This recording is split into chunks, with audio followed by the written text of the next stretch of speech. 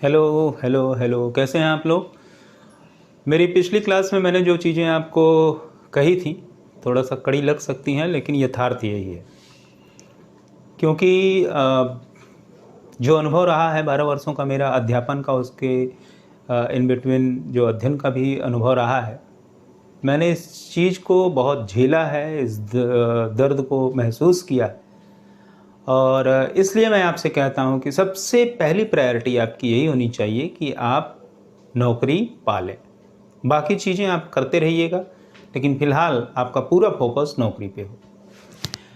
पिछली क्लास में हम लोगों ने मौलिक अधिकारों को समाप्त किया था। मौलिक अधिकार के चैप्टर को नहीं समाप्त किया था। मौलिक अधिकार जो दिए गए हैं नागरिक के और व्यक्ति के रूप में भारत के लोगों को, वो हम लोगों ने पढ़ा था।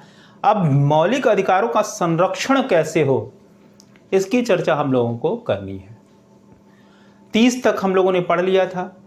अब बात करते हैं 32 की, संवैधानिक उपचारों का अधिकार। बीच में 31 आता है और अनुच्छेद 31 जो है वो 44 संपत्ति का अधिकार था, जिसे समाप्त कर दिया गया 44वें संशोधन द्वारा।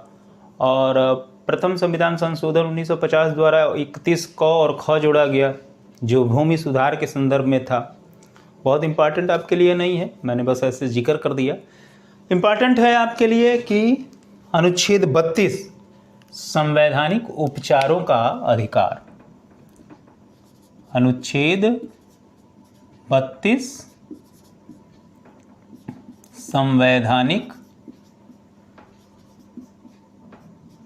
संवैधानिक उपचारों का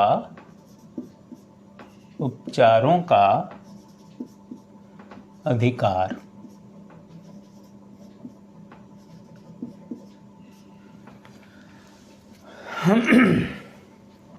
ये क्या है, थोड़ा सा इसका जिक्र कर लिया जाए। दरअसल मौलिक अधिकार तो ढेर सारे आपने पढ़ लिए।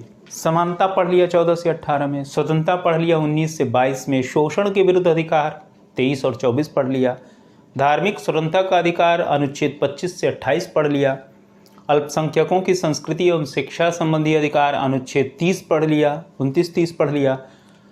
तो ये सारे जो अधिकार मिल रहे हैं, अगर ये अधिकार छीन ले सरकार, एग्जीक्यूटिव बॉडी या लेजिस्लेचर इसको छीन ले आपसे, तो आप क्या करोगे। इतनी ताकतवर संस्थाएं, सरकार बहुत ताकतवर संस्था है, विधानमंडल बहुत ताकतवर संस्था है, अगर ये आपके अधिकार छीन ले तो आप क्या करोगे। कुछ भी नहीं कर सकते, लेकिन कर सकते हैं आप। अनुच्छेद 32 यही बताता है कि आप कर सकते हैं। किसी को भी आपके मौलिक अधिकारों को छीनने का अधिकार नहीं दिया गया। और इसी कारण अनुच्छेद 32 को डॉक्टर अंबेडकर ने कहा कि इसके बिना मौलिक अधिकारों की उपयोगिता जो है वो शून्य है, बेकार है मौलिक अधिकार अगर अनुच्छेद 32 न हो। क्यों? क्योंकि मौलिक अधिकारों का उल्लंघन किए जाने पर यही रेमेडी देते हैं, यही आपको जो है बचाव करते हैं 32। और इसी कारण इसकी उपयोगिता को समझते हुए डॉक्टर अंबेडकर ने इसे संविधान का हृदय और आत्मा कहा था, है ना। तो देखिए, एक बार हम लोगों ने जिक्र किया था संविधान के हृदय और आत्मा होने की जो बात कही थी, वो उद्देशिका को लेकर भी थी। निम्न में से किसे हम संविधान का हृदय कहेंगे, तो वो है उद्देशिका भी। लेकिन 32 को डॉक्टर अंबेडकर ने कहा था कि ये संविधान का हृदय और आत्मा है। तो दोनों हैं, उद्देशिका को भी कुछ अर्थों में माना जाता है और डॉक्टर अंबेडकर द्वारा कहा गया अनुच्छेद 32 भी संविधान का हृदय और आत्मा है। तो ये कंफ्यूजन ना हो, ऑप्शन में एक ही देगा, चाहे उद्देशिका दे चाहे अनुच्छेद 32 दे। अगर दोनों दे देता है तो हो सकता है कि उसमें एक शब्द जोड़ दे कि निम्न में से किसे डॉक्टर अंबेडकर ने संविधान का हृदय और आत्मा माना था, तो आप 32 लगाओगे। अब अगर ये भी नहीं देता है, दोनों दे देता है, तब आयोग जाने क्या होगा, है ना। तब इसका निर्धारण आयोग करेगा कि इसमें से क्या होगा, क्योंकि ये प्रश्न अपने आप में गलत होगा।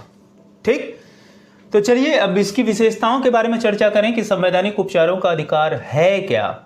इसके तहत उच्चतम न्यायालय को, ठीक है ना, सुप्रीम कोर्ट को इसके अंतर्गत, थोड़ा लिख लिया जाए इसको, इसके अंतर्गत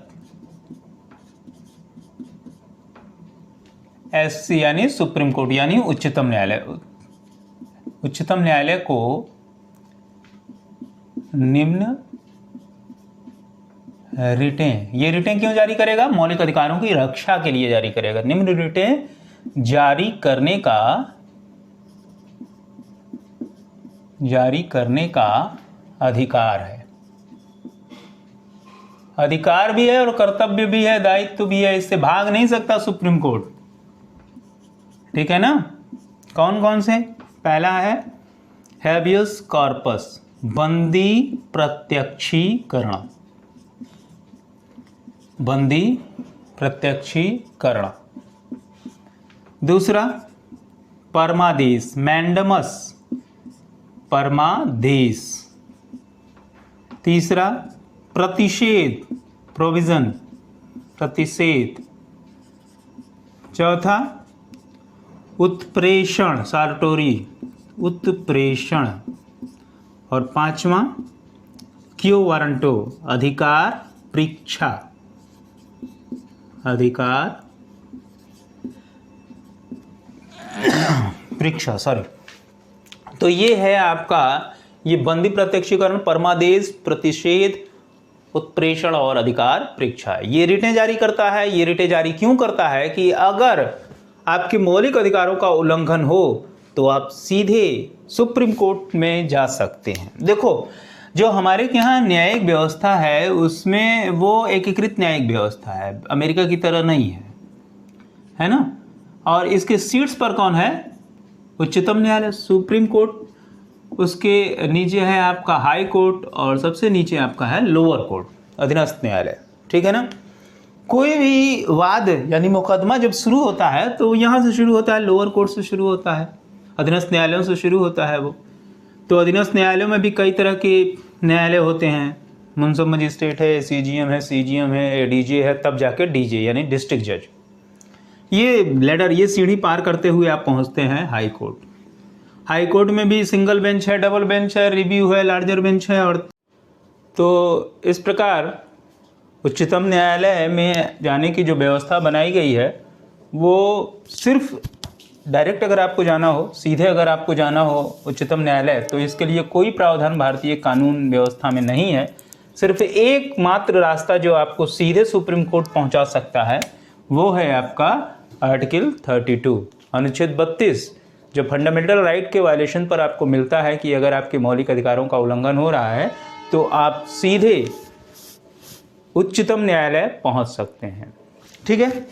चलिए, अब इसमें अगर मौलिक अधिकारों का उल्लंघन हो रहा है तो उच्चतम न्यायालय क्या करेगा, इसकी चर्चा कर ली जाए। तो सबसे पहला है बंदी प्रत्यक्षीकरण, हैबियस कॉर्पस, लैटिन वर्ड है हैबियस कॉर्पस। हैबियस कॉर्पस का मतलब होता है शरीर लेकर आओ, है ना। और अगर हिंदी शब्द का भी अर्थ अगर हम खोजेंगे तो निकलेगा बंदी को सामने लेकर आओ, प्रत्यक्ष करो। तो ये कब होता है? जब किसी व्यक्ति को किसी व्यक्ति या राज्य द्वारा अविधिक रूप से बंदी बना लिया जाता है। जब किसी व्यक्ति को किसी व्यक्ति अथवा राज्य द्वारा अविधिक रूप से बंदी बना लिया जाए, तब उस बंदी बनाए गए व्यक्ति को मुक्त करने के लिए बंदी प्रत्यक्षीकरण की रिट जारी की जाती है।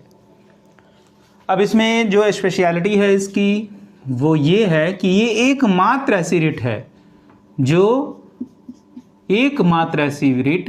निजी व्यक्ति के विरुद्ध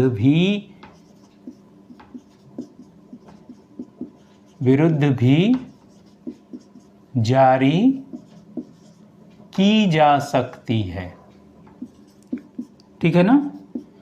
तो प्रश्न पूछता है कि निम्न में से 4 ऑप्शन दे दिया आपको, बंदी प्रत्यक्षीकरण, परमादेश, प्रतिषेध, उत्प्रेषण, और उसमें पूछ लिया कि कौन सी ऐसी रिट है जो किसी निजी व्यक्ति के विरुद्ध भी जारी की जा सकती है। तो उसका उत्तर आप दे सकते हैं कि वो बंदी प्रत्यक्षीकरण है, हैबियस कॉर्पस है, ठीक है ना। ये एकमात्र ऐसी रिट है जो निजी व्यक्ति के विरुद्ध जारी की जा सकती है। इसकी एक चीज़ और है कि पूछ देता है प्रश्न में कि जो व्यक्तिगत स्वतंत्रता से जुड़ा हुआ हो, ठीक है ना, व्यक्तिगत स्वतंत्रता,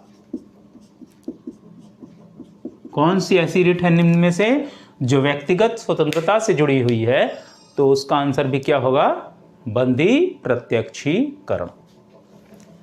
तो फिर से समझ लीजिए इसको कि जब किसी व्यक्ति को, चाहे हम हो चाहे आप हो, किसी भी व्यक्ति को गैर कानूनी ढंग से, अविधिक रूप से बंदी बना लिया जाए। बंदी बनाना तो काम भी है राज्य का ना।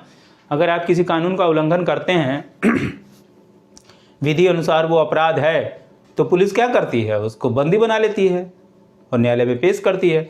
तो विधिक उल्लंघन कर रहे हो और आपको गिरफ्तार किया गया हो, तो वो बंदी प्रत्यक्षीकरण की रिट जारी नहीं होगी।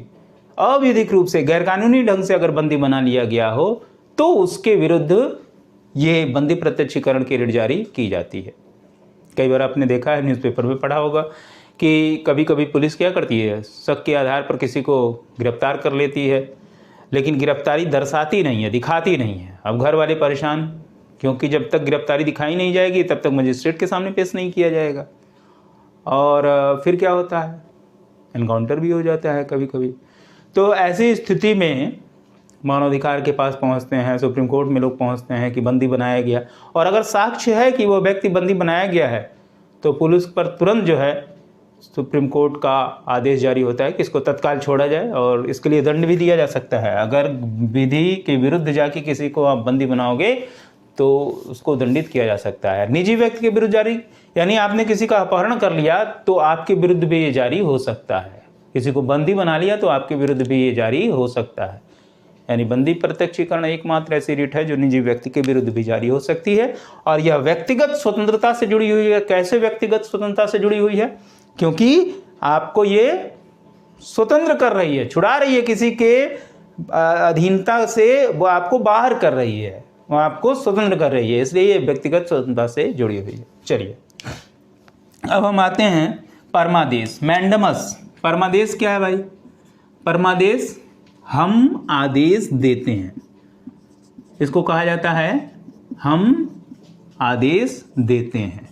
कौन आदेश देता है? सुप्रीम कोर्ट आदेश देता है, ठीक है ना। हम आदेश देते हैं।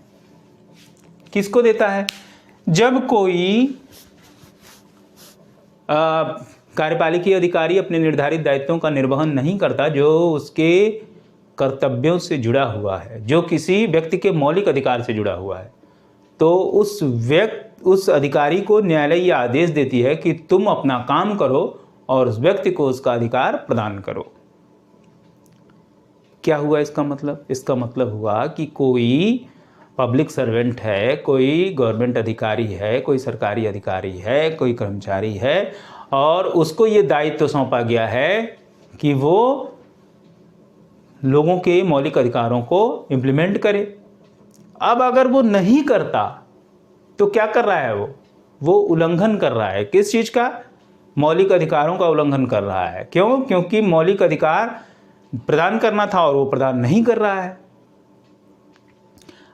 जैसे ये मान लो कि अभी जो एक पॉलिसी आने वाली है भविष्य के दिनों में, जिस तरीके से तमाम प्रोफेशनल कोर्स हैं जिसमें रोज़गार की गारंटी तो होती है, जैसे आप मेडिकल लाइन में जाएं, MBBS कर रहे हों, तो चलिए निजी हो या सरकारी, आपको गारंटी है कि आप रोज़गार आपको मिल जाएगा, डॉक्टर बन जाएंगे। इंजीनियरिंग वगैरह में भी यही चीज़ें हैं, निजी से क्षेत्र या सरकारी क्षेत्र में। B.Ed धारी लोगों के लिए थोड़ा मुश्किल होता है क्योंकि गारंटी नहीं है। लेकिन अब सरकार जो आने वाली शिक्षा नीति है उसमें एक ये भी प्रावधान करने जा रही है कि B.Ed वालों को भी जो है वो रोजगार की गारंटी दी जाए, है ना। तो अगर मान लीजिए हम एक कल्पना की बात कर रहे हैं कि एक इमेजिन कर रहे हैं इस चीज़ को कि चलो आने वाले दिनों में ये नियम बन जाता है कि जो लोग B.Ed धारी हैं उनको रोजगार दिया जाएगा, और अगर रोजगार नहीं दिया जा रहा है तो उनको एक भत्ता दिया जाएगा, है ना। तो ये भत्ता 10,000 रुपये महीने दिया जाएगा। अब मान लीजिए अब इतनी बड़ी योजना है तो प्रत्येक जिले में इसको इम्प्लीमेंट करने के लिए, लागू करने के लिए सरकारी अधिकारी नियुक्त किया जाएगा। अब क्या हुआ, वो अधिकारी जो इस योजना को क्रियान्वित करने के लिए नियुक्त किया गया है, वो क्या कर रहा है, वो किसी के फंडामेंटल राइट को, किसी के मौलिक अधिकार को लागू करवा रहा है कि भाई ये मौलिक अधिकार बना दिया गया है, जिस तरह से शिक्षा के अधिकार को बनाया गया कि अब जो लोग बीएड धारी हैं उनको नौकरी मिलेगी, नहीं मिलेगी तो भत्ता मिलेगा। अब उसके लिए जो जिले का अधिकारी नियुक्त किया गया है उसका यही काम है देखना। अब मान लो सबको मिल रहा है, किसी को रोजगार मिला, जिसको रोजगार नहीं मिला उसको भत्ता मिल रहा है, अब आपको नहीं मिल रहा है, तो ऐसी स्थिति में आप क्या करोगे? आप तुरंत आवेदन, जहां आपने आवेदन किया था कि भाई मैं फला अमुक व्यक्ति और इतनी से आयु के बीच का हूं और इस योजना का लाभार्थी हूं, तो मुझे रोजगार दिया जाए अन्यथा भत्ता दिया जाए, तो आपको मिला नहीं। अब आप क्या करोगे? उस सक्षम प्राधिकारी के पास जाओगे जो इस काम के लिए नियुक्त हुआ है, उससे निवेदन करोगे कि हुजूर, अपना एप्लीकेशन डालोगे कि मैं फला व्यक्ति और मैं इस योजना का लाभार्थी हूँ, मैंने नियत समय पर आवेदन किया था लेकिन मुझे इस योजना का लाभ नहीं मिल रहा है, ना तो भत्ता मिल रहा है ना तो मुझे जॉब मिली है। तो अब मान लो आपने उससे निवेदन किया लेकिन उस पर कोई सुनवाई हुई नहीं, है ना, सुनवाई नहीं हुई, यानी उसको वो अधिकार नहीं मिला जबकि उस अधिकारी का दायित्व था। तो क्या होगा? अब आपने एक बार अपील किया, 2 बार अपील किया, फिर भी वो सुन नहीं रहा है, तो आपके पास क्या विकल्प है? आपके पास विकल्प है कि आप उच्चतम न्यायालय जाके इसकी मांग कर सकते हैं कि हुजूर, मेरा ये अधिकार है और उस व्यक्ति का दायित्व है, उस अधिकारी का दायित्व है, लेकिन वो अपने दायित्वों की पूर्ति नहीं कर रहा है, ठीक है ना, तो इसलिए उसको आदेश दिया जाए और मुझे मेरा भत्ता दिया जाए। तो न्यायालय देखेगा, जांच करेगा और पाएगा कि आप उचित कह रहे हैं तो आपके पक्ष में निर्णय देगा और उस अधिकारी को क्या करेगा? आदेश देगा कि हम आदेश देते हैं और तुम अपने कर्तव्य का पालन करो और उस व्यक्ति को उसका अधिकार प्रदान करो, ठीक है ना। तो ये है मैंडेमस आपका, ये है परमादेश। तो इसमें प्रश्न क्या है? देखो, कई तरह से घुमा के पूछ देता है, इनमें से किस रिट को हम जागरण का शंख घोष कहते हैं? जागरण मतलब समझते हो ना, भगवती जागरण बहुत सुना है आप लोगों ने, भगवती जागरण, रात भर जाग के माँ भगवती की पूजा करते हो, उसी तरीके से जागरण का मतलब जगाने वाला। जागरण का शंख घोष, शंख जाते हैं ना पंडित जी लोग बजाते हैं सुबह सुबह, भैया भगवत भजन की बेला हो गई, उठ जाओ, शंख बजा रहे हैं, शंख घोष कर रहे हैं। ठीक उसी तरीके से सुप्रीम कोर्ट, उच्चतम न्यायालय शंख बजा रहा है। किसके लिए? उस सुप्त प्राधिकारी के लिए जो बार बार निवेदन करने के पश्चात भी सोया पड़ा था, जागा नहीं कि वो आपके अधिकार को प्रदान करता, तो उसे जगाने के लिए शंख बजा के उसको जगा रहा है, सुप्त प्राधिकारी को। तो पूछेगा प्रश्न कि निम्न में से किसे हम जागरण का शंख घोष कहते हैं? किस रिट को जागरण का शंख घोष कहते हैं? तो परमादेश को। निम्न में से किस रिट का अर्थ है हम आदेश देते हैं? तो क्या है? परमादेश, ठीक है ना। अब क्लियर है? चलिए, प्रतिषेध, प्रोविजन। प्रोविजन क्या है? प्रतिषेध मतलब रोक लगाना। किसको रोक लगाना? जब कोई अधीनस्थ न्यायालय, अभी मैंने जो बनाया था एक डायग्राम छोटा सा, उसमें आपने देखा था कि सबसे नीचे अधीनस्थ न्यायालय थे, सबसे ऊपर सुप्रीम कोर्ट, फिर हाई कोर्ट, फिर सबसे नीचे अधीनस्थ न्यायालय। जिला और सत्र न्यायालय प्रत्येक जिले में होता है, आप देखते हैं, उसको अधीनस्थ न्यायालय हम लोग कहते हैं। तो अगर कोई अधीनस्थ न्यायालय या अधिकरण, ट्रिब्यूनल, है ना, अपने अधिकार क्षेत्र से बाहर जाकर किसी वाद मतलब मुकदमा, किसी वाद में सुनवाई कर रहा होता है, तो उसको रोकने के लिए प्रतिषेध की रिट जारी की जाती है। क्या हुआ? फिर से जान लें कि जब कोई अधीनस्थ न्यायालय या अधिकरण अपने अधिकार क्षेत्र से बाहर जाके, अपने ज्यूरिडिक्शन से बाहर जाके, जैसे मान लो कि गोरखपुर का जिला और सत्र न्यायालय, अब इसका अधिकार क्षेत्र क्या है, इसका ज्यूरिडिक्शन क्या है? गोरखपुर की चौहद्दी जो बाउंड्री है वही इसका अधिकार क्षेत्र है। अब गोरखपुर का जो न्यायालय है वो देवरिया के, कुशीनगर के, महाराजगंज के, सिद्धार्थनगर के इन मामलों की सुनवाई नहीं कर सकता। इसका सीमांकन बस यही है। अगर वो ऐसा कर रहा है तो क्या कर रहा है? अपने अधिकार क्षेत्र से बाहर जा रहा है। इसी तरीके से आर्थिक निर्धारण भी है कि कौन 10,000 के मामले की सुनवाई करेगा। अब चूंकि उसमें कई मैंने बताया था अभी कि मुंसब मजिस्ट्रेट है, सीजीएम है, डीजे है, तो सबके लिए आर्थिक आधार भी निश्चित है कि कौन 10,000 के मामले की सुनवाई करेगा, कौन 50,000 के मामले की सुनवाई करेगा। 5,000 वाला 50,000 के मामले की सुनवाई करे तो उसके जुरिडिक्शन के बाहर है। तो अगर ऐसा होता है और सुनवाई कर रहा है अपने अधिकार क्षेत्र से बाहर जाके, तो क्या किया जाता है, उसके विरुद्ध प्रतिषेध की रिट जारी की जाती है। ठीक है ना। तो जब कोई अधीनस्थ न्यायालय अपने अधिकार क्षेत्र से बाहर जाकर, अधिकार क्षेत्र से बाहर जाकर सुनवाई कर रहा होता है, तब क्या होता है, प्रतिषेध की रिट जारी की जाती है। ठीक है। तो ये समझ में आ गया कि जब कोई अधीनस्थ न्यायालय अपने अधिकार क्षेत्र से बाहर जाकर किसी मामले में सुनवाई कर रहा होता है तो उसको रोकने के लिए प्रतिषेध की रिट जारी की जाती है। चलिए, नेक्स्ट है उत्प्रेषण, सारटोरी। ये क्या है, सेम यही है। जब कोई अधीनस्थ न्यायालय या अधिकरण अपने अधिकार क्षेत्र से बाहर जाकर किसी वाद में सुनवाई कर चुका होता है, यानी निर्णय सुना देता है, जजमेंट दे देता है, तो इसमें क्या है कि ये सुनवाई कर रहा होता है और इसमें क्या होता है, निर्णय सुना देता है। मामला एक ही, अधिकार क्षेत्र से बाहर जाना, ठीक है ना। तो उसके विरुद्ध क्या होता है, उत्प्रेषण की रिट जारी की जाती है। दोनों प्रतिषेध और उत्प्रेषण में अंतर समझ लीजिए। प्रतिषेध में कंटिन्यूअस टेंस है, मुकदमा चल रहा है अधिकार क्षेत्र से बाहर जाकर। उत्प्रेषण में अधिकार क्षेत्र से बाहर जाकर निर्णय सुना दिया गया है। तो एक में मुकदमे की कार्रवाई रोकने के लिए और दूसरे में निर्णय को रद्द करने के लिए। जो जब निर्णय रद्द करने की बात आती है तो उत्प्रेषण आता है और जब मुकदमे को रोकने की बात आती है तो प्रतिषेध आता है। मामला एक ही है, अधिकार क्षेत्र से बाहर जाना। क्लियर है। चलो लास्ट हम लोग देखते हैं क्यो वारंटो, अधिकार परीक्षा। ठीक है ना। तो जब कोई व्यक्ति बिना अधिकार के किसी लोक महत्व के पद पर बैठ जाता है तो न्यायालय उससे पूछती है कि तुम किस अधिकार से इस पद पे बैठे हो, और अगर वह अपना अधिकार साबित नहीं कर पाता तो न्यायालय उसे उसके पद से हटा देती है। फिर से सुन लीजिए। जब कोई व्यक्ति बिना अधिकार के किसी लोक महत्व के पद पर बैठ जाता है तो न्यायालय उससे पूछती है कि तुम किस अधिकार से इस पद पे बैठे हो,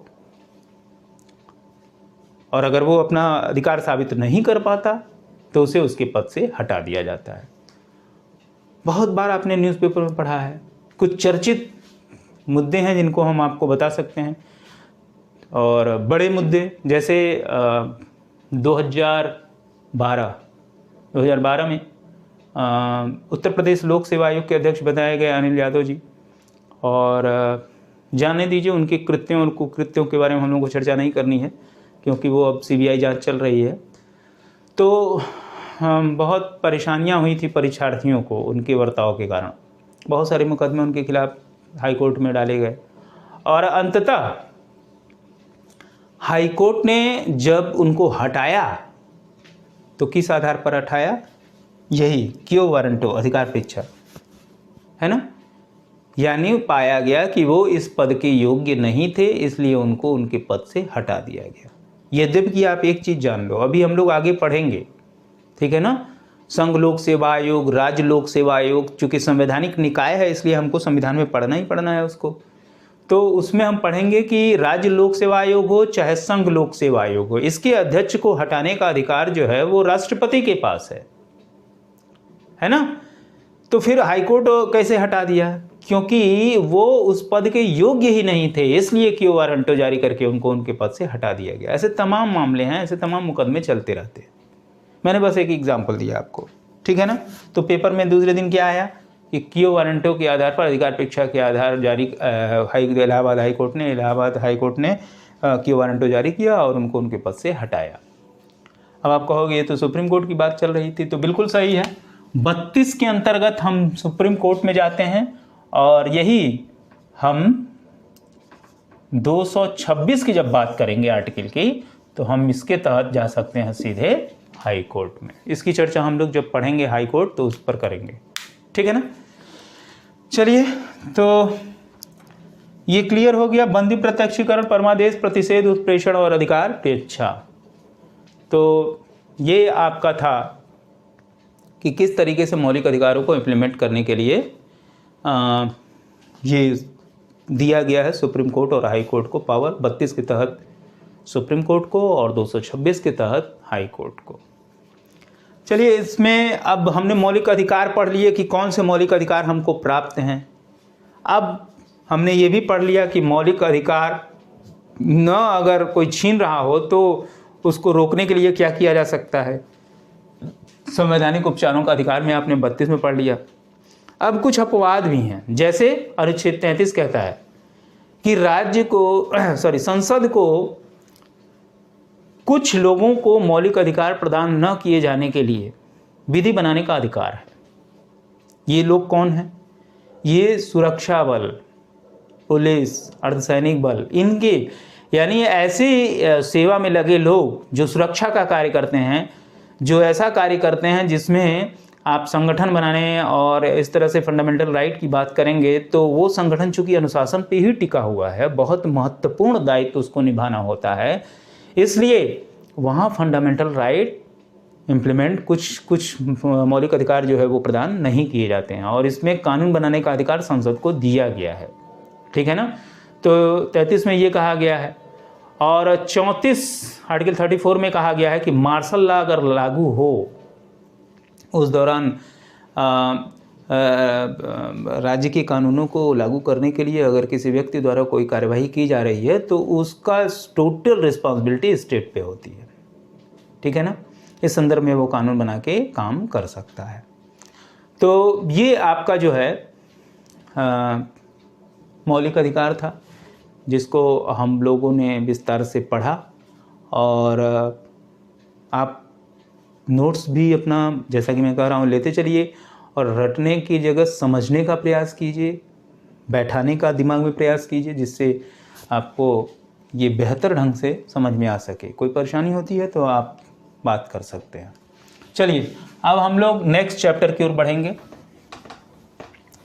और नेक्स्ट चैप्टर कौन सा है हमारा? नेक्स्ट चैप्टर है हमारा, अगला अध्याय जो है वो है भाग 4, directive principles of the state, राज्य की नीति के निर्देशक सिद्धांत या नीति निदेशक तत्व, ठीक है ना। इसको मैं हेडिंग डाल दूं,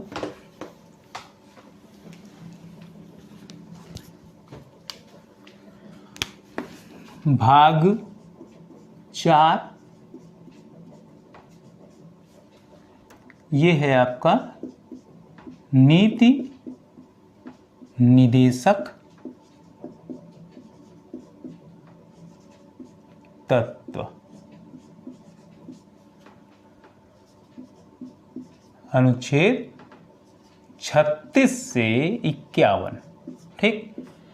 मैं एक चीज़ बराबर आपसे कह रहा हूँ कि ये जो हम भाग की बात कर रहे हैं ना, ये भी अपने आप में पॉलिटी में एक क्वेश्चन बनता है।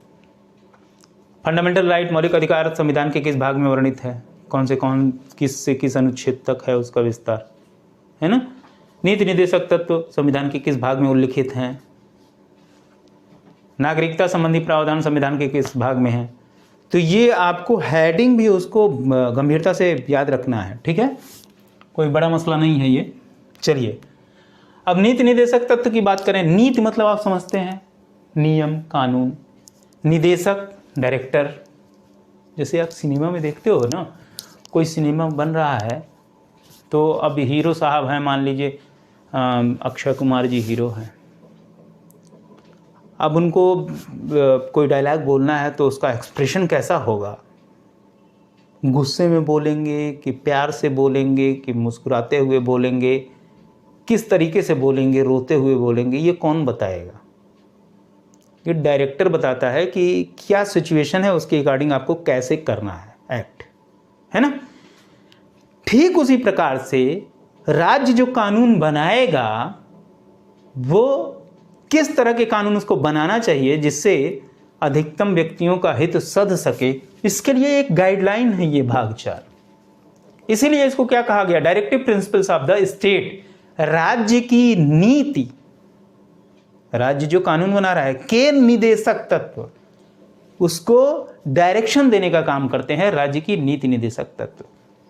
और ये राज्य की नीति निदेशक तत्व जो है, जो भाग 4 में उल्लिखित हैं, जो वर्णित हैं, ये आयरलैंड के संविधान से लिए गए हैं और इसमें भी नागरिकों के अधिकार के संदर्भ में ही बताया गया है।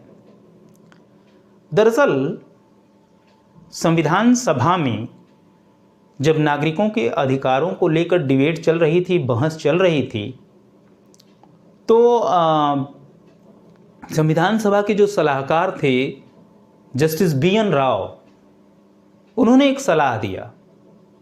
उन्होंने सलाह दिया कि नागरिकों के अधिकारों को 2 भागों में विभाजित कर देना चाहिए। एक भाग में वे अधिकार हों जो न्यायालय द्वारा प्रवर्तनीय हों और दूसरे भाग में वे अधिकार हों जो न्यायालय द्वारा प्रवर्तनीय न हो। अब ये क्या है? तो BN राव साहब ने कहा कि एक भाग में जो अधिकार रखे जाएं, अगर उनका उल्लंघन हो तो वो न्यायालय द्वारा प्रवर्तित कराए जा सकें। प्रवर्तित मतलब इम्प्लीमेंट कराए जा सके। अभी भाग 3 में हमने क्या पढ़ा कि अगर मौलिक अधिकारों का उल्लंघन हो तो क्या होगा? उसको न्यायालय इम्प्लीमेंट कराएगा, उसको लागू कराएगा। तो भाग 3 में न्यायालय द्वारा प्रवर्तित किए जाने वाले अधिकार हैं और भाग 4 जो नीति निदेशक तत्व है, इसमें वे अधिकार हैं जो न्यायालय द्वारा प्रवर्तित नहीं कराए जा सकते। ये राज्य की इच्छा पर है कि इसमें दिए गए किन अधिकारों को राज्य कानून बना के लागू करवाएगा। अब इस पर भी विवाद उत्पन्न हुआ कि अगर सब कुछ राज्य पे ही छोड़ दिया गया तो इसका मतलब क्या रह जाता है? ये तो KT शाह के अनुसार ये तो पुण्यात्मा लोगों की आकांक्षाएं मात्र हैं। यानी राज्य अगर पुण्यात्मा लोगों के हाथ में है तो नागरिकों के अधिकारों को इम्प्लीमेंट करने के लिए कानून बनाएगा, अदरवाइज छोड़ देगा। तो इसका जवाब देते हुए डॉक्टर अंबेडकर ने कहा कि हमने डेमोक्रेसी को अडॉप्ट किया, हमने लोकतंत्र को चुना है शासन चलाने के लिए। और लोकतंत्र में शासन कौन चलाता है? जिसको जनता चाहती है, जिसको ये उत्तरदायित्व जनता चुन के देती है कि तुम सरकार चलाओ।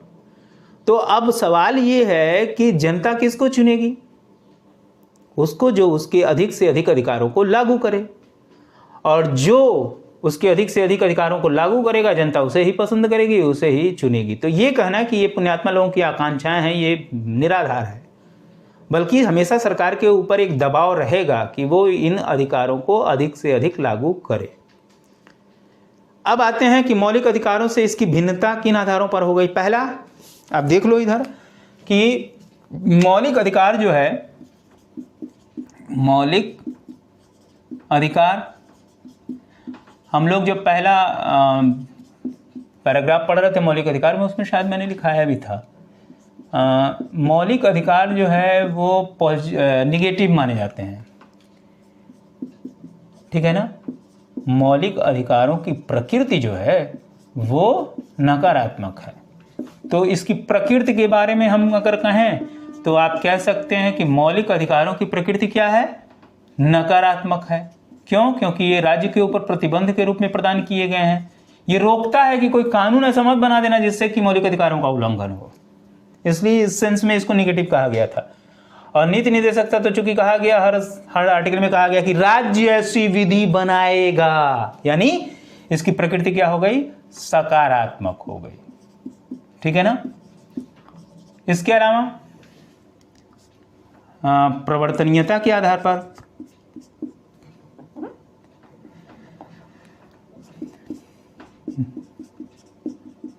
ये प्रवर्तनीय है,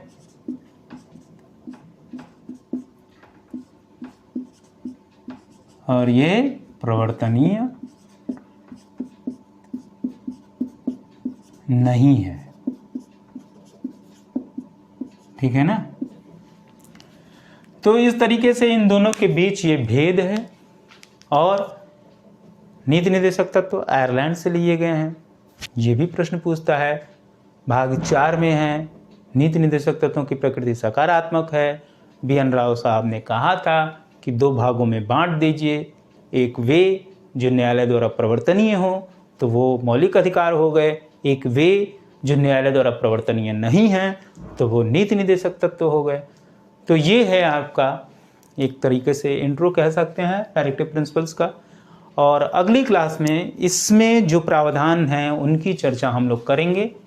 तो एकाग्र रहिए, फुल्ली फोकस्ड रहिए, राजनीतिक विवादों में मत पड़िए, किसी का कठपुतली मत बनिए, और जल्द से जल्द गहन अध्ययन के द्वारा अपने सफलता का मार्ग प्रशस्त कीजिए, नौकरी पाइए। जय हो।